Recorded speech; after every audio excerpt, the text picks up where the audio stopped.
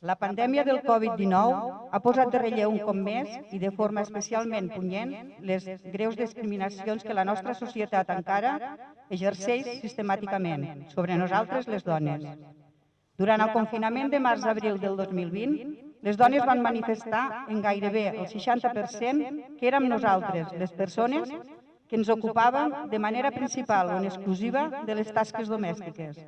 Tot i que la nostra presència en les ocupacions de primera línia era majoritària. 64% en venda de productes bàsics, 86% en personal de neteja, 80% en personal de serveis socials, 84% en personal de residències per a gent gran i 70% en personal sanitari i farmacèutic. No sembla que els hàbits patriarcals en la distribució dels usos del temps, pel que fa a la corresponsabilitat, hagin estat afectats pel confinament. Tot i que l'increment de la convivència d'homes i dones a les llars hauria d'haver facilitat. Els estereotips encara són ben arrelats en l'imaginari dels homes. Les tasques domèstiques de cura de les persones dependents i de les obligacions escolars de filles i fills han recaigut majoritàriament entre nosaltres. Les dones teletreballant i fent-nos càrrec de tot. Les dones en primera línia i trobant-nos tot per fer en arribar a casa. Les dones continuem dedicant entre 2 i 3 cops més de temps a les tasques domèstiques i de cura. I això va en detriment de la nostra carrera professional i del nostre temps de lleure, que hauria de ser exactament igual d'important que el dels homes. I a més, minvant la nostra salut i el nostre benestar. Les dades ens mostren que vam ser les dones les que vam estar més exposades a nivell de salut justament en el període de confinament més estricte. Les enquestes realitzades van concloure que en gairebé el 60% érem les dones les encarregades de la cura de les persones dependents a càrrec i en el 64,2% de les responsabilitats escolars de les criatures durant aquest període. En el 92% dels casos també vam ser les dones que ens agafem excedències per tenir cura dels nostres fills i filles. És també el moment de recordar que durant el confinament es va agreujar manifestament la situació de tensió derivada de totes les formes de violència masclistes, com a conseqüència de la convivència obligada i continuada de les dones amb els seus agressors. Gairebé es van doblar les trucades mitjanes setmanals a la línia 900 900 120 al llarg dels mesos de març a juliol, de confinament i desescalada. En general, les afectacions per la salut i el benestar directament per la Covid-19 o per la crítica situació social ha recaigut molt més sobre les dones. Com també ens indiquen les dades, un impacte emocional i de salut mental, sentiments de por, d'angoixa i de tristor, qualitat del son, estats d'ànim, preocupacions, entre d'altres. Cal lluitar perquè aquesta crisi creada no suposi un pas enrere en cap dels avanços socials que els darrers anys hem assolit, especialment a nivell de la consciència social envers la igualtat de tots els drets humans de les dones en relació amb els homes. Dret al treball, dret a la corresponsabilitat efectiva i paritària, drets sexuals i reproductius, dret a la igualtat en la presa de decisions, dret a la salut, dret a la salut, dret a una societat lliure de violències masclistes. Hem d'aprofitar aquesta crisi per consolidar una transformació social de base feminista que es tronqui d'un cop definitiu els fonaments d'aquesta societat masclista i androcèntrica en la qual alguns homes encara no han après a renunciar als seus privilegis perquè les seves companyes puguen viure amb les mateixes condicions i oportunitats que ells. Ens ha canviat la vida.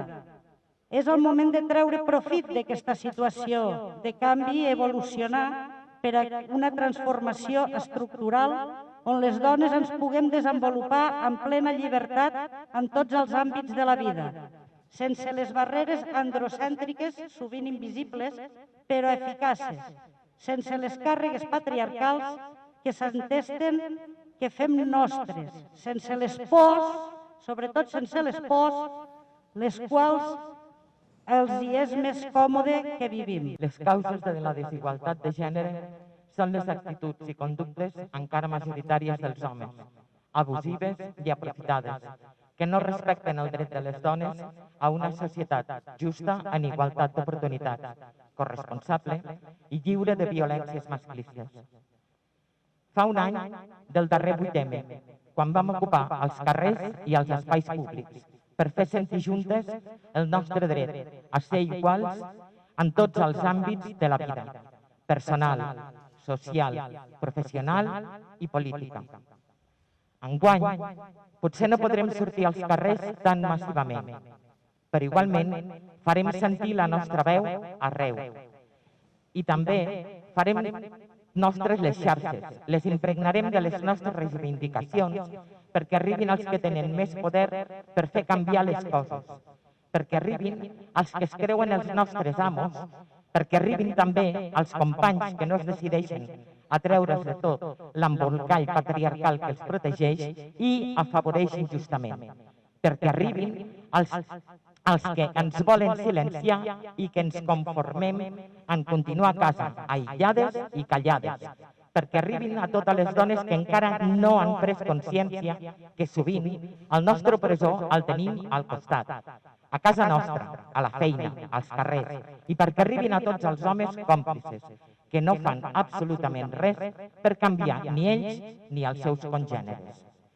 No es tracta que ens pregunteu en què ens podeu ajudar, sinó que penseu i feu el que us correspon com a pares, parelles i convivents. Pensar en organitzar les tasques domèstiques i de cura ens ocupa temps que traiem de la nostra carrera professional i del nostre lleure.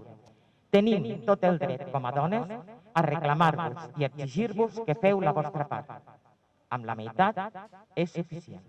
Totes les institucions i agents socials han d'esmerçar-se perquè, més que mai, s'incorpori la mirada de gènere i interseccional en les polítiques públiques i en l'aplicació de tots els projectes de recuperació i protecció social que caldrà desplegar els propers anys a fi que es faci efectiva una veritable corresponsabilitat paritària, mitjançant la qual es reforci de forma definitiva el fonament i l'efectivitat de tots els drets de les dones. En un moment crític com l'actual de transformació social, resulta essencial garantir el canvi dels valors socials, on la perspectiva de gènere i la mirada feminista i interseccional substitueixin els estereotips patriarcals, androcèntrics, etnocèntrics i heteronormatius encara tan presents en moltes polítiques i actuacions dels poders públics i agents socials, i replicats i reproduïts de manera més o menys inconscient mitjançant el sistema educatiu i els mitjans de comunicació. Les lleis aprovades recentment han de suposar, sens dubte, un important pas endavant per a la garantia dels drets de les dones en situació de violència masclista, amb la inclusió de les noves formes i àmbits que estableix, i les responsabilitats en la seva aplicació tècnica i pressupostària per part de totes les administracions públiques. La pressió que hem viscut les dones durant aquest darrer any ha estat molt superior a la dels homes, havent de combinar el teletreball amb les tasques domèstiques, amb situacions laborals més precàries i més vulnerables. Per això volem destacar les condicions extremes amb les quals han hagut de treballar les professionals de primera línia d'atenció en salut, gent gran, alimentació, entre d'altres, com també volem parlar de les dones en situació irregular que han vist agreujar-se la seva situació de precarietat, les professionals dels serveis d'atenció a les dones en situació de violència masclista i de les dones grans que ens han deixat i totes les que no han pogut conviure i gaudir del contacte amb les seves famílies i el seu entorn més proper. Per totes elles, molt especialment, avui també ens manifestem. Com deia la Maria Mercè Marçal, dins la pell de l'onada salada, serem 500, serem 1.000. Perdrem el compte a la tombada. Juntes farem nostra la nit. Serem milions i milers de milions. I vosaltres, els homes, ja feu tard, molt tard. Ha arribat l'hora que us apunteu massivament en la lluita per una societat justa, on totes les dones, des de la nostra diversitat, tinguem els mateixos drets i oportunitats que teníeu vosaltres des del moment de néixer.